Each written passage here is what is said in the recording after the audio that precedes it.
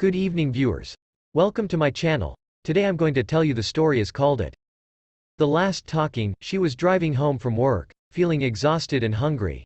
She had a long day at the office, dealing with angry clients and demanding bosses. She just wanted to get home, take a shower, and order some pizza.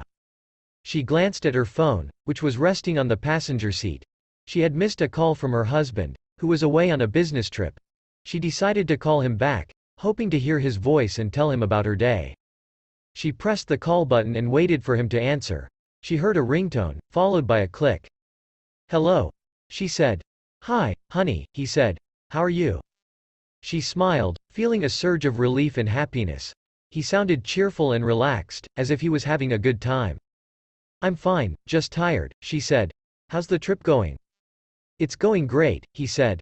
"I just finished a meeting with some potential investors. They seemed very impressed by our proposal." "That's wonderful," she said. "I'm so proud of you." "Thanks, babe," he said. "You're the best." They chatted for a few minutes, exchanging small talk and jokes. She felt her mood improve, as she listened to his voice and laughed at his jokes. He always knew how to make her feel better. "So, when are you coming back?" she asked. "Tomorrow night," he said. "I can't wait to see you." "Me too," she said. "I miss you so much." "I miss you more," he said. They said their goodbyes and hung up. She felt a warm glow in her chest, as she put the phone back on the seat. She turned on the radio and hummed along to a song. She was almost home, when she saw the flashing lights of a police car behind her. She frowned, wondering what she had done wrong. She pulled over to the side of the road and rolled down her window. A policeman approached her car, holding a flashlight and a clipboard. He shone the light on her face and asked for her license and registration. She handed them over, feeling nervous and confused. "Is there a problem, officer?" she asked. He looked at her documents, then at her face. He frowned and shook his head. "I'm sorry, ma'am," he said, "but I have some bad news for you." She felt a chill run down her spine. She sensed something was terribly wrong. "What is it?" she asked. He hesitated, then sighed. "Your husband was killed in a car accident this morning," he said. She felt a jolt of shock and disbelief. She stared at him, unable to process his words. "What?" she whispered. He nodded sadly. "He was driving to the airport, when he lost control of his car and crashed into a tree," he said. "He died on impact."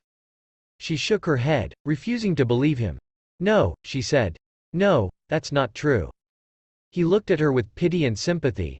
"I'm sorry, ma'am," he said, "but it is true." He showed her a photo of the wrecked car, with her husband's body inside. She recognized the car, the clothes, the face. It was him. It was really him.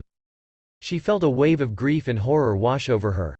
She screamed and sobbed, clutching her chest. "No," she cried. "No, no, no." He tried to comfort her, but she pushed him away. She grabbed her phone and dialed her husband's number again. She needed to hear his voice again. She needed to prove that he was alive. She heard a ringtone, followed by a click. "Hello," he said. "Hi, honey," he said. "How are you? Stay connected with us for more such beautiful stories. Now I will meet you in the next video. Take care until we meet again. Goodbye."